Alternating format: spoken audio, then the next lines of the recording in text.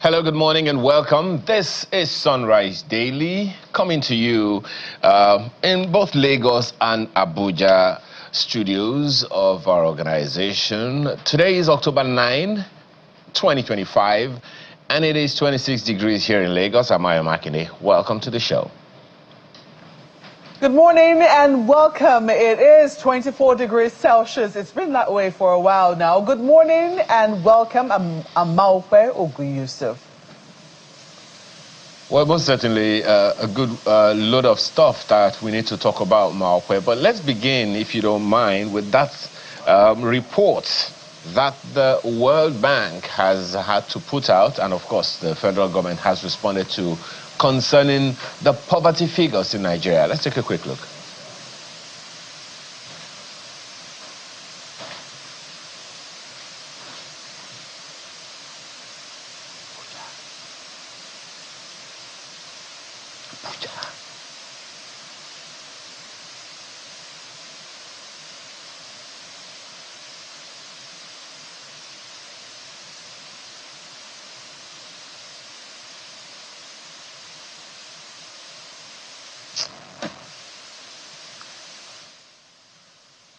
We'll definitely be bringing that report up in no time, but there's something that I've read from that report, Maokwe, and I'm sure you'd like to speak to it before we have the report as well, is the fact that the World Bank has looked at the fact that, okay, there has been some marginal improvement in the macroeconomic conditions of Nigeria, looking at all kinds of, figures. Nigeria's economy expanded by 3.9% year on year in the first half of the year, as opposed to the 3.5% in the previous year, and a number of other figures like that. And so the figures concluded with a statement from the country director of the World Bank in Nigeria, saying the federal government has taken bold steps to stabilize the economy, and these efforts are beginning to yield fruits. But macroeconomic stability alone is not enough. The true measure of success will be how these reforms improve the daily lives of Nigerians, especially the poor and vulnerable. And it led me to ask a question, Markwe. When we talk about macroeconomic issues and microeconomic issues, please, whose responsibilities are they? Guess what? I did a little bit of digging. And what I found out, and I'm hoping, of course, you know I'm not an economist, I'm just a presenter, but what I found out is that most macroeconomic issues are the business of the federal government, and a load of microeconomic issues belong to the states, at least the 36 states of the country, even though we have overlapping functions from time to time between macro and microeconomic issues. For instance, if a state is going to do any big borrowing, that's a macroeconomic issue, and the federal government has to interface one way or the other. So going to the issues that the World Bank raised, I'm asking the question, Markwe, really, who's supposed to ensure that the macroeconomic issues and the stability and all of that the federal government is leading, who is supposed to ensure that it touches the lives of the people? Is it the federal government or the states in which the people live? It's a question I'm still asking, Markwe. What's your take? I believe that, all the levels of government have a responsibility towards a reduction of poverty. Any level of government that bears that name government, I want to believe it carries the responsibility of the welfare and the security of lives of the people of Nigeria. So if you are the federal government, you have that responsibility. If you are the state government, you have the responsibility. If you're operating at the local government level, you certainly carry that responsibility as well. Ayo, to that report which you were speaking to, what the World Bank has said is not different from what a lot of other people have said. It's just that they've said it in very different ways. Sometime in August, I think about mid-August, the Director General of the World Trade Organization, Ngozi Okonjo-Iweala, was here in Nigeria, where she praised the effort of the Tinubu government and said, yes, they are on the right path to macroeconomic stability, but that there ought to be cushions for those who are still at the very vulnerable level. She asked them to implement social safety nets for the people at the bottom. So it's not anything new. What the World Bank is saying, they might be, maybe they have, said it a little differently, or perhaps there's the figures that they have put to it. The fact that they mentioned close to 131 or is it 135 million people. I'm looking for 139 million people living in poverty. I think that perhaps that's what the federal government is really taking objection with, because they are saying the way the World Bank measures poverty, might not exactly be commensurate, because the World Bank has there was a time we're using those who were earning $1 a day, and then I think that has now since gone up to about $2 or $2.50 a day. So there is a way that they measure. So perhaps maybe that's what they're taking objection with. But the reality on the ground, especially in many rural areas, is that a lot of people are still millions of Nigerians are still very vulnerable, and that all of this talk about improving the macroeconomic stability is yet to trickle down to them. And I think that, this was so important to the government that they had a ministry. What was that ministry we created? It's something around poverty alleviation, and I'm trying to remember the words now. The one that the current APC national chairman was heading before he became the national chairman. So, and the one that also came under spotlight when former minister Aide, was also heading that particular ministry. So we have had, or we still have that particular ministry, which is supposed to make sure that the poorest of the poor are taken care of. So what is the work that this particular ministry is doing? And then at the state level, what is the concerted effort that all of the state governments are putting in place to be sure that their people are feeling the effect, and that the most vulnerable of them all, are lifted out of poverty? That all of this macroeconomic stability we're talking about is trickling down to the poorest of the poor. But I'll say this, Ayo, and this might be a little controversial, but I'll say this, in some measures, if you ask people who go to the market regularly, they might tell you that in recent times, and I do not know what to attribute this to. Maybe it's harvest season, because, we've had the rainy season. I'm sure we're moving towards harvest. Some prices of some goods, especially market commodities, are beginning to come down. Food items, peppers, some yams, potatoes. We're seeing a reduction, however slight, in market prices. How this is going to be sustained, for how long it's going to be sustained, is unclear. And I do not know if this is all over the country, because don't forget, Abuja is very close to a lot of some of these farm areas. So it is possible that, perhaps when it also gets to the capital city, the price is not yet that bad. Maybe when it gets to Lagos, for instance, all of the gains that you ought to see might not exactly translate to that. So it is now how to ensure that there is, according to the World Bank now, that there is food security. They're asking the federal government to tackle food inflation. And one of the things that needs to be tackled is not just the fact that we're producing, but that the transportation costs, the way that farmers get their produce to the market, and the places and the cities where a lot of these foods are consumed, something needs to be done about it.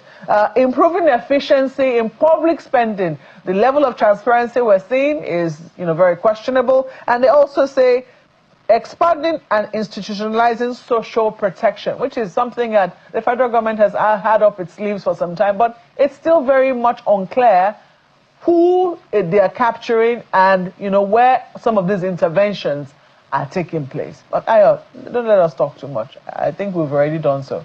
There's a report to buttress this.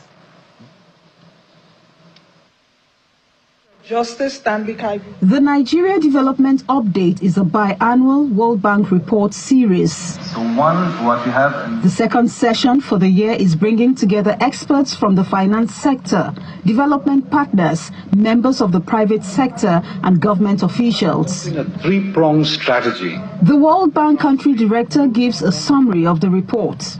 Despite these stabilization gains, many Nigerians are still struggling. Most households are struggling with eroded purchasing power. Poverty, which started to rise in 2019 due to policy missteps and external shocks, including COVID, has continued to increase even after the reforms. In 2025, we estimate that 139 million Nigerians live in poverty. The report, which is titled From Policy to People, Bringing the Reform Gains Home, notes progress in economic growth, domestic revenue mobilization, monetary policy, and external balances, while underscoring persistent challenges such as high food inflation, widespread poverty, and structural barriers that constrain inclusive growth. According to the NDU, Nigeria's economy expanded by 3.9% year-on-year in the first half of 2025, up from 3.5% in the same period of 2024. The report also highlights other economic indices such as rising food inflation and FAC allocations, which must be checked. What we're seeing is that inflation is going down, which is good news. I think where more effort, and as Matthew mentioned, that needs to be done is on food inflation. So that food inflation is still high and need to be tamed down because it's basically the biggest tax on the poor.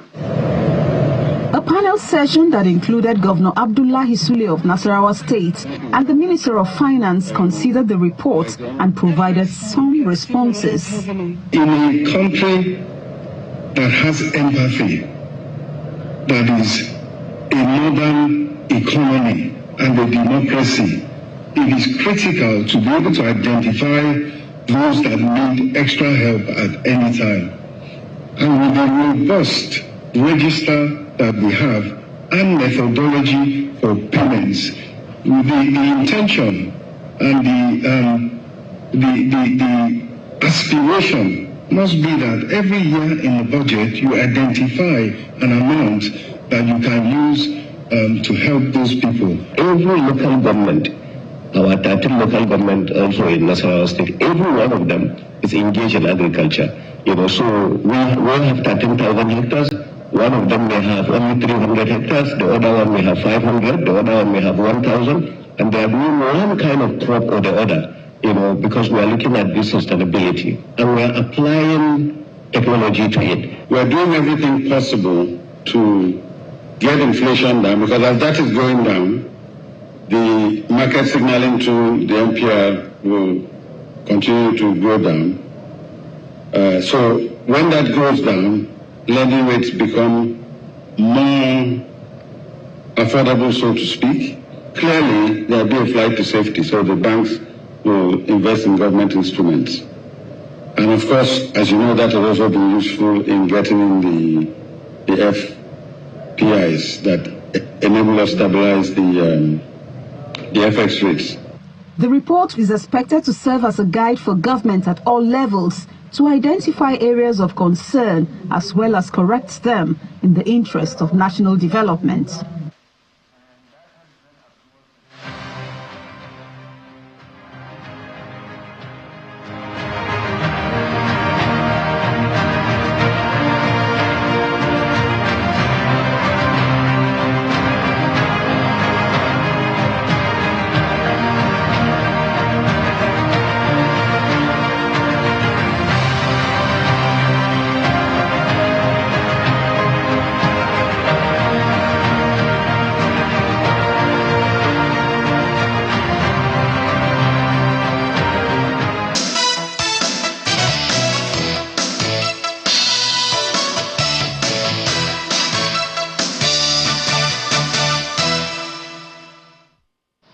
Thank you so much for staying with us this morning. We want to begin with the World Sight Day, which is marked on the 9th of October every year. And it's essentially to consider the importance of our eyesight. Now, one thing you need to know is that in Nigeria, based on national data, key statistics for adults says that the total affected adults in terms of eyesight is something in the region of 4.25 million adults aged 40 years and above. They have moderate to severe visual impairment or blindness, and roughly 1.13 million adults 40 years and above are visually impaired. Let's have more conversations about this morning with Dr. Chibuzo Clement George, who is Chairman, Nigeria Optometric Association, Rivers State Chapter, joins us from Port Harcourt. Thank you so much for joining us this morning, madam. Thank you for having me. Good morning, viewers. The World Sight Day. Let me ask you this rather, I don't know whether to call it strange or interesting question. From your experience and from your practice, how important do you think people take care for their eyesight?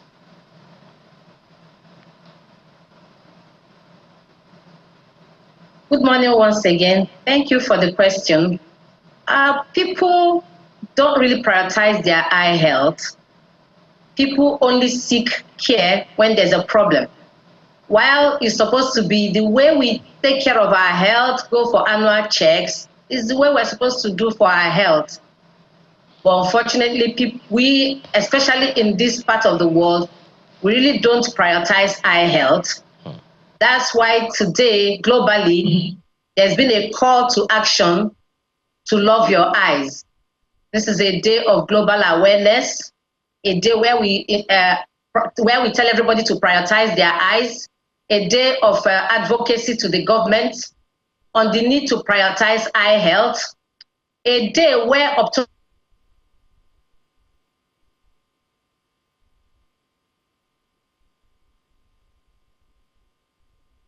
Well, I'm pretty sure we'll get Dr. Clement George back on that conversation, because the next question that I was going to ask, and I'm still going to ask her, is what could be the reason for that? Why does it seem that we're not giving as much attention to our eye health as we should?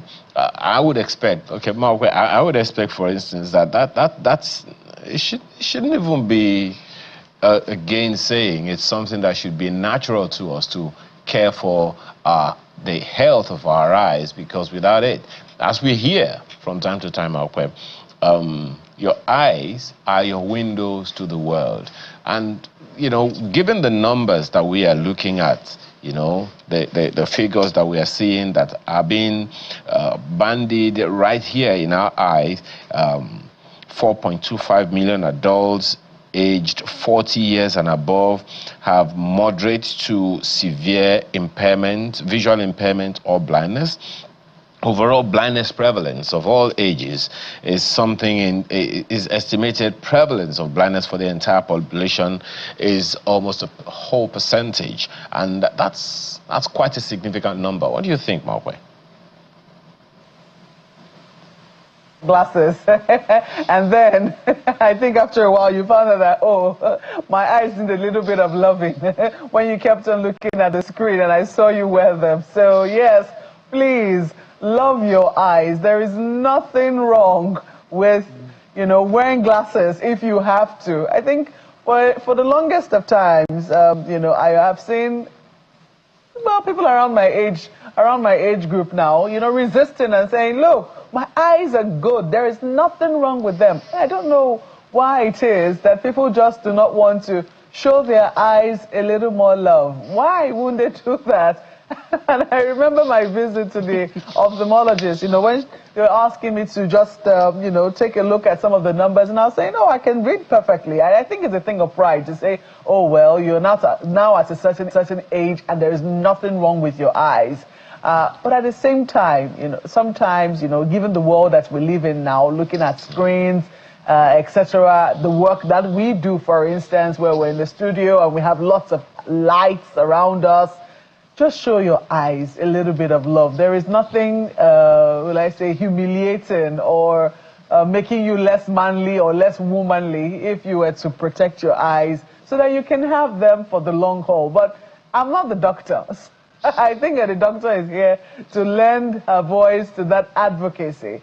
Doc, it's good to have you back. Thank you so much for, shedding a little more light on the reason for us to love our eyes. It's very interesting, the theme that has been chosen this year, love your eyes. I don't know if there's anybody, because sometimes when you ask people some of the fears that they have, especially for those who are sighted, who have eyes and can see, one of the things that they would tell you they dread is losing their sight. Some people, when they look at the list of fears that people express, they will tell you that they are really afraid of losing their sight. Why then do you think that people would not want to love their eyes? That's a good question. It's not as if people don't want to love their eyes, but the major problem is affordability, accessibility, and availability of eye care. Most of the eye care centers, the optometry clinics, the hospitals are concentrated in the urban areas, and then there's a dearth in the rural areas. So those are underserved areas. So in those areas, you have people that, yes, even though they have the signs and the symptoms of eye problem, but access care. So what do? They live the life that they have been made to live, the life that they find themselves in. So that's why today we're here advocating, we're here talking to government, we're here talking to NGOs, we're here talking to everybody that we should prioritize our eyes. The Love Your Eyes slogan for the World Sight Day has been in place for running about 4 years now with different themes. Love Your Eyes Kids, Love Your Eyes at the Workplace, and this year is still Love Your Eyes Personal Experiences. So we're pushing, we're advocating, we're creating awareness for people to regularly check their eyes, for people not to self-medicate, for people to seek care early. Because the earlier you seek care, then the better your cases will be managed. Well, you have just said governments are doing it. You've spoken to some. Doc, if you can hear me, I was going to say that you've spoken to some of the challenges that people face, and one of which is access. And maybe sometimes, in addition to access, might be the cost. This advocacy, as you've said, has been on for a while. Has there been any changes, or have there been any changes with regards to access and cost for people who really do need to seek care for their eyes?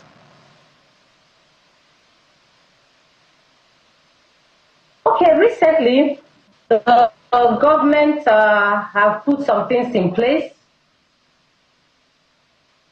There's the National Policy Eye Health and Strategic Planning, and also there is the awareness on glaucoma and diabetic diseases.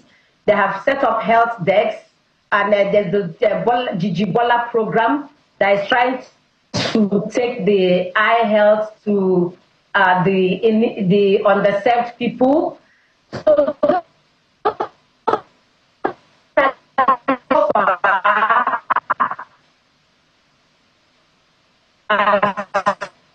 so good, but we are hoping for more to be done. We are hoping for more integration to the primary health care. It can be integrated. We are advocating that there should be proper budgeting for health care. More personnel needs to be employed and incentivized so they can go to the underserved areas. We are also advocating that there should be public awareness on things that cause preventable health vision loss, like uncorrected refractive errors, cataract, glaucoma, and the rest of them. So we're advocating, we're pushing, we're creating public awareness. In River State today, we're going to do a road walk.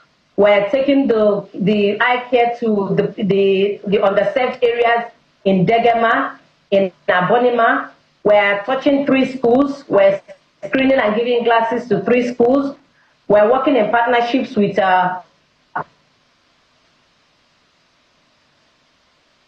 Rotary Club of Transamadi program to reach the underserved and to continually create awareness on the need to have our eyes properly checked and prioritize our eye health. Thank you. How would you rate the, while this advocacy is going on and you're talking to government and you're also talking to the people, would you say that there is an increasing awareness in Nigeria about the importance of doing checkup for the eyes?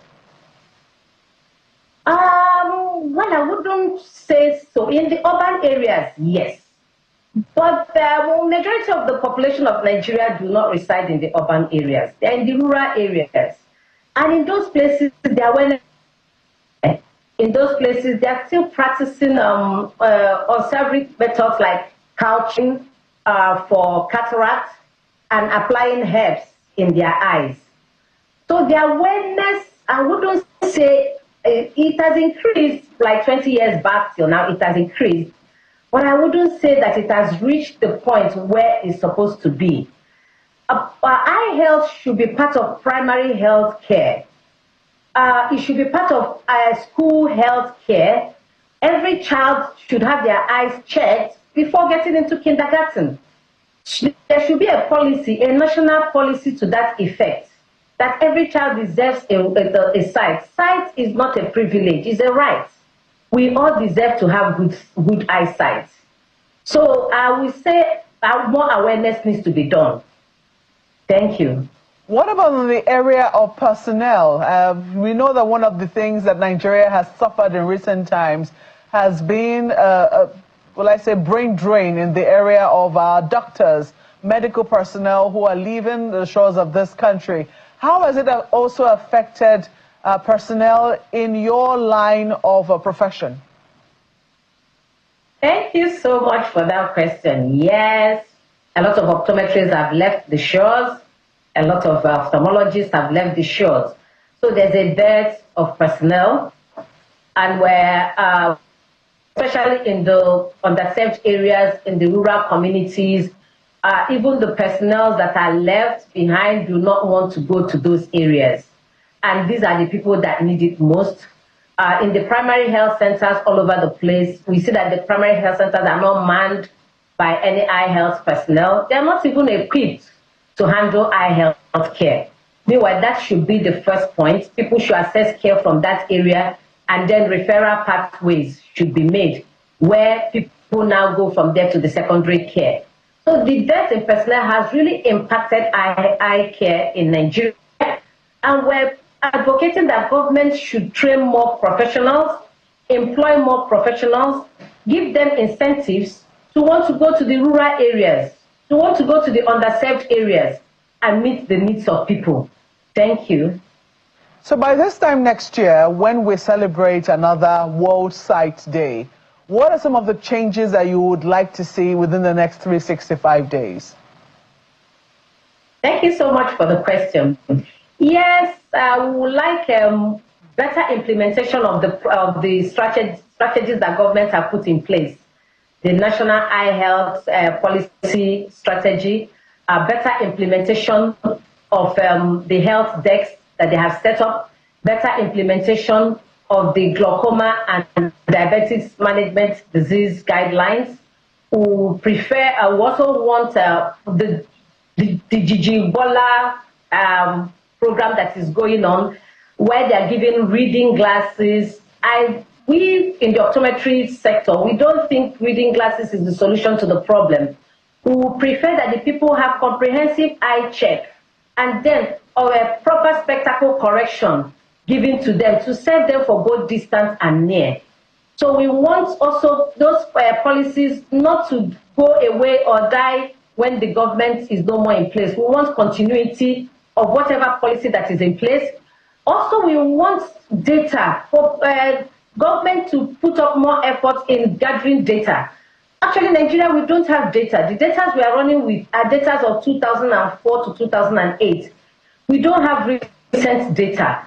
And this affects planning, it affects policy implementation, it affects the impact of whatever implementation that they want to do gets to have on the society. So we're advocating, we're pleading, we're saying government, you need to do more. You need to do more in the area of eye care, because a healthy nation is a nation with healthy eyesight. When you have a core vision, it's going to impact every aspect of your life. It's going to impact your ability to provide for your family, your ability to be dependent, and your ability to have good education and be integrated into the society.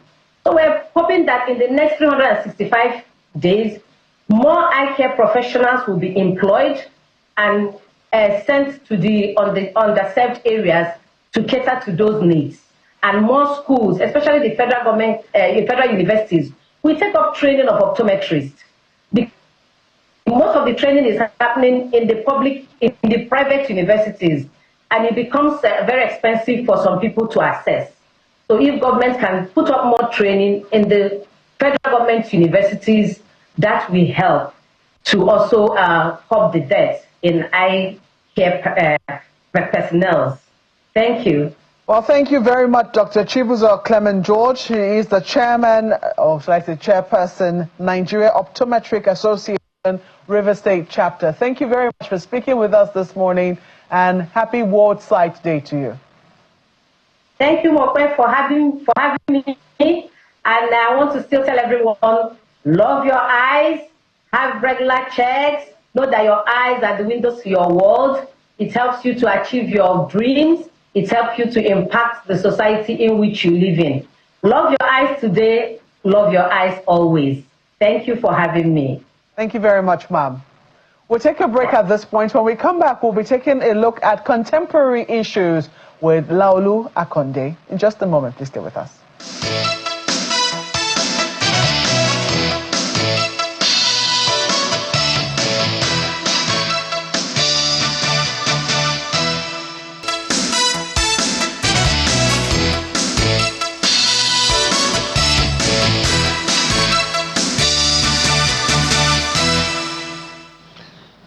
Thank you for staying with us. This information is for our DSTV viewers only. We're taking you straight to Bauchi State for the Bauchi State Economic and Investment Summit Day 2 happening at the International Conference Center, Government House. Right about this time, we understand the governor has arrived. That's just for our DSTV audience only, but the rest of us can stay with us here. Markwe. Well, in our studios, we have with us Mr. Laolu Akonde, who is a presenter of Channel Television's Inside Sources and also former presidential aide. Good morning and welcome to Sunrise Daily. Good morning. Good to see you again. Good to see you. Well, let us start with this issue. And this was really very troubling for me. I saw that when the National Assembly resumed, they resumed on Monday, but it started plenary on Tuesday. Right. One of the issues which they brought up, especially in the House of Reps, was this issue of the narrative on genocide in Nigeria, the U.S. narrative on genocide in Nigeria, right, which has given a lot of people some source of concern. Right. You know, for a number of Nigerians, they're wondering, is this really out of genuine love for Nigerians? Because I think there's now been a pushback by the federal government. We saw the Minister of Information come out to push back against that narrative, right, and now we're seeing members of the House of Representatives also, you know, raise concern about what exactly this could be about. I wonder what exactly would be achievable at the end of the day. But let's quickly take a listen to that report, and then you can, you know, intervene and see what exactly is possible from the part of Nigerians and government quarters as well. Lawmakers in the Green Chamber collectively sponsor a motion of urgent national importance presented by the Deputy Speaker. Was introduced in the United States Senate.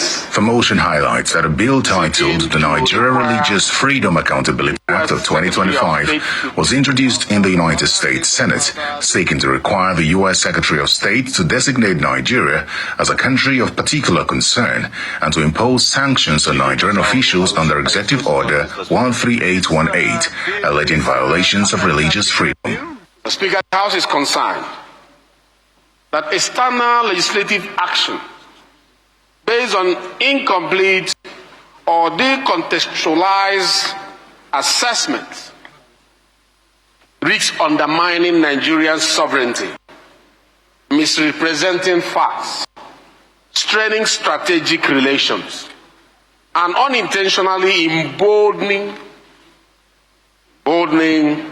violent actors. Lawmakers argue that Nigeria does not have a religious crisis and prompt action must be taken to ensure the bill does not pass in the U.S. Congress. It has been read twice on the floor of the Senate and referred to a committee as we speak. And if we do not take urgent steps to nip it in the bud and it passes the Senate, to reverse it will take us a longer time and cost us even more resources. In the Congress in the US, a subcommittee of the Foreign Affairs had been on this matter, and they conducted a public hearing. I need to give this information. They had a public hearing. Mr. Speaker, they denied Nigerian mission and Nigerians audience and participation. The country of particular concern is a U.S. government policy on countries that are very strategic and very sensitive in world politics and the world energy security.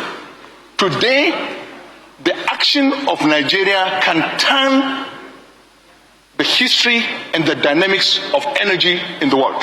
While the House condemns all forms of violence and persecution against any person or group on the basis of religion or belief, it mandated relevant committees to interact with the Foreign Affairs Ministry to within 21 days lodge a formal diplomatic démarche to the sponsors of the bill and relevant U.S. committees, transmitting empirical data and Nigeria's official position. In the meantime, the House has considered and approved an infrastructure motion for Kogi State. Roads in the Jumu local government area allegedly awarded to Dangote Cement under the tax credit scheme 2 years ago has completely collapsed. Well, we have taken the part which we really wanted you to hear, which is the motion raised by Honorable Benjamin Kalu, who is the Deputy Speaker of Nigeria's House of Representatives. A very important matter indeed. Well, you heard him there, raising objection about Nigeria being designated a country of particular concern. He says that this conclusion, if it is reached, will be made on the basis of improper or incomplete information. What are your thoughts on what exactly is happening, and how do you think Nigeria should really react to this? Yeah, now I think that that move in the U.S. Senate is also coming out from the narrative from people like Senator Ted Cruz and Bill Maher, the talk show host that's been trying to form a narrative about genocide against Christians in Nigeria. So that move in the Senate is like taking that forward. It's like, they are connected.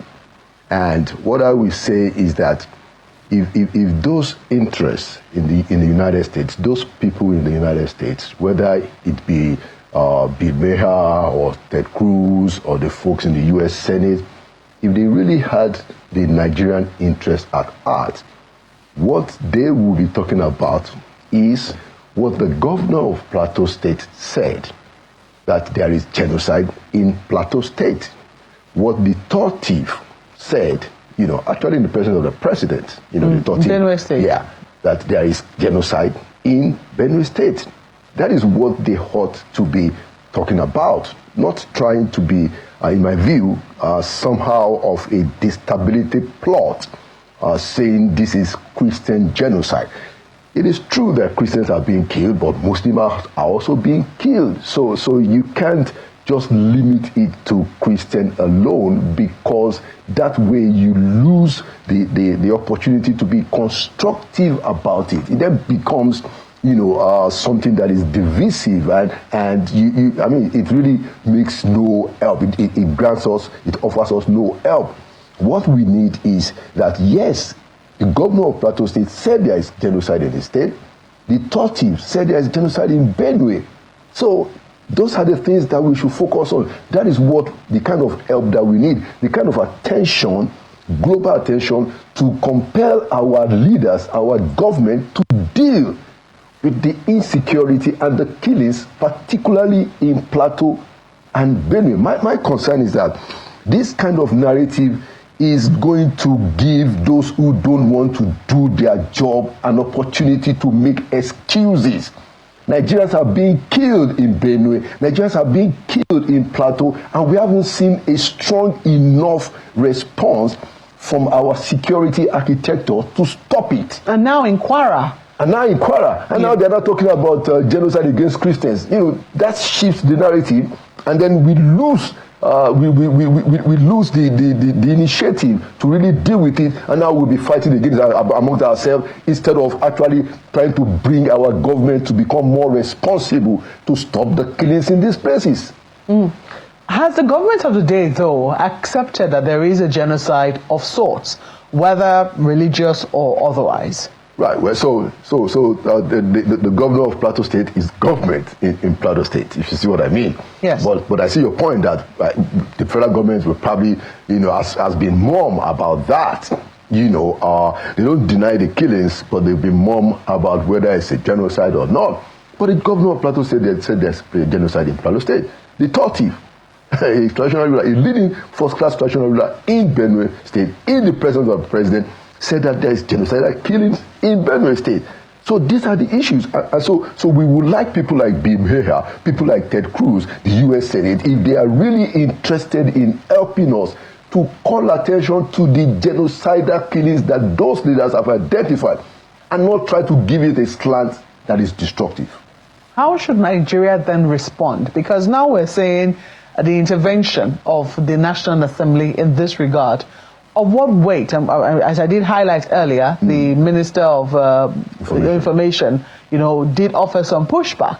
But the question will be, of what effect was that? And how do you think that, levels of government and perhaps Nigerians who see the danger in this land, how do you think that there can be a pushback to what exactly is happening, or a redirection of, the narrative that is being constructed? If it's all of genuine concern, how can there be a reconstruction of this narrative in such a way that it favors the security of lives and property? Yeah, so in my view, what government has to do is to do its job to protect the lives and properties of Nigerians, especially in these places where those killings have continued forever.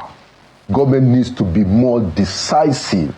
The fact that this thing has persisted, these killings have persisted over the years, is the reason why you have some people trying to give it a slant that is not constructive. Okay, so government should deal with the root causes and stop these killings. I mean, these are Nigerians, whether they are Christians or they are not Christians, whether they are Muslims or not, whatever their faith is actually irrelevant to the fact that genocide is going on in this country. We had the governor, we had a traditional ruler say it, and we can see it regularly. Now, if somebody wants to be destructive, yes, you can play up, the faith. You can say, look at this list. There are more people of a particular faith or not. But government should do its own job so that this kind of tendency can be nipped in the bud. And what can Nigerians do? Nigerians need to use this as an opportunity that, look, now, because they called it Christian genocide in the US, now the Minister for Information is making a response. Why don't we make a response to the fact that the governor of Plateau, the Tortif, said there is genocide going on? So it's an opportunity for us to bring the issue back to the front burner, that we need urgent, decisive action from the federal government that controls the security to end these killings, especially in Benue and Plateau. Well, I know that Ayo will have at least one question for you, maybe another topic. Ayo, over to you. Certainly another topic, Markwe, but it's related in a way.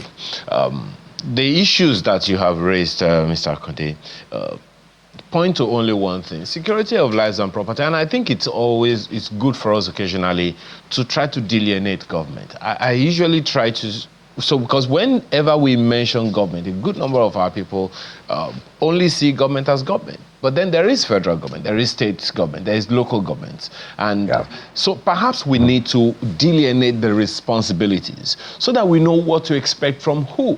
A good number of times, to the issue of security that you're talking about, for instance, a good number of times, even in the government that you served, the president of the day was telling the governor to go do his job. This president has also, spoken to the governor of the same state. Look, there is a lot that can be done. We can convert the insecurity we have here in this state, in Benue State, to opportunities. And the president from time to time has spoken to various interest groups that, look, there is a lot that the states themselves can do. I'm talking about the states because it's easy for us to always centralize all of the issues that we have in our nation. And it begs the question of whether or not we're giving the governors or the state governments a slap on the wrist and diverting all of the pressure to the federal government. What are your thoughts on that? I mean, very important point, Ayo, because if you look at the states, even though the federal government controls the levels of security, but many of those governors, they collect or they take very huge and fat security votes. So yes, you are right. You know, they have to take part of the responsibility to deal with the situation. And when we talk about governments, you are correct. There is responsibility for the federal, at times different responsibility for the state and the local government. But we shouldn't lose sight of the fact that this matter, the ultimate responsibility for security as we are today in Nigeria rests with the federal government that controls the police. Which again brings us back to the urgency that some of us expected the federal government, the president in particular, to push for state police. We know that they have said that we're going to do it. We know that the National Economic Council, where all the governors come together with the federal government, they are on it. But we need some speed on it. It's taking too much. It's taking too long. We don't have an idea how it's going to end. When the president was pushing his tax reforms, he was very bullish about it. Even when the next said, no, bring it back, he said, no. It's the kind of attitude that we also need from the president on the matter of national security. For instance, this issue of genocidal killings in Plateau and Benue, which the governor of Plateau has said it is and thought he has said it is. We need some more decisive action, some more seriousness, urgent resolution. But you are right, the state governors also have something to do. If only just raising the hell every time and calling out the federal government if they don't have the ability on their own to do it, calling attention to the matter, they're talking about the gaps often and often until such a time when we are able to do it. Because, look, the Americans can start talking about whatever they like, but we know what the situation is in Nigeria. There is a genocidal killing in Plateau and in Benue, according to the leaders in those states. And that also begs the question, something that we have spoken about, and even that government that you dealt with it, that you served in, was talking about the same thing, and that is the first line of security.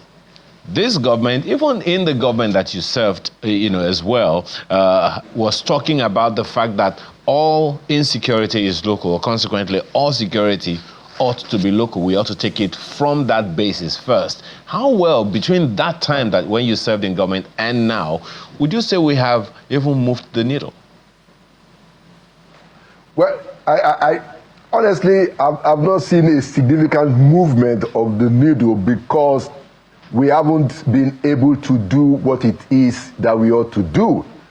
But I give the credit to this president because he is favorably disposed to the ideas of decentralizing the Nigerian police. You know, the president under whose administration I served wasn't really interested in that conversation, even when you had an APC committee that came up with some of these ideas. He probably wasn't just interested. So we have to give the credit to President Tinubu that he is pushing. But we are saying that he needs to push more urgently.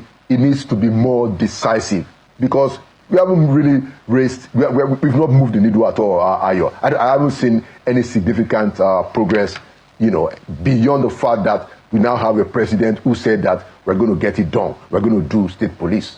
So much so far, you're changing topic. I thought it was going to take up the minister's resignation this week, but, quickly, do you want to say something to that? Do you think that he should be prosecuted? Because there are those who are saying, look, the fact that he's had to resign, given the weight of evidence against him, even though he says it's not an admission of guilt, but when you look at how thorough that investigation done by Premium Times was, it it beggars belief, for anyone to say that, oh, perhaps he might not be found guilty were he to be tried in a court of law. Okay, so two quick things that I'm going to say on this matter. Number one, there is a good feeling that you have the minister, resigning quite quickly after Premium Times did the story here and made the whole thing known. It's good that the minister resigned because there have been instances under past presidents where the president will simply say, look, you cut some money with that minister, just leave her alone, just take the money. And then everything was buried. So the fact that we are getting some action, is a good movement. But it is, second point, it's not good enough. It's not good enough. We need to go to the end of the matter. Even in the interest of Inaji himself, there has to be a criminal prosecution. Because the university said that we did issue the certificate, but he is insisting that they did. So I don't know whether it's a civil case that can sort the matter, because he also referred to the fact that the matter is in court. I think there has to be the pursuit of justice ultimately. What happened? We need to take it further than that. So the fact that he resigned, in my view, is not enough. It's a fine place to leave it. We have to thank you. We wish you had a little more time, but we really have to go. Mr. Laolu Akonde is the former presidential aide and also the presenter of Channels Television's Inside Sources. Thank you once more. Thank you very much. Well, that's the program today. Thank you for watching. I'm Maupe Ogun Yusuf. And I'm Ayo Makine. Business Morning is on the hour.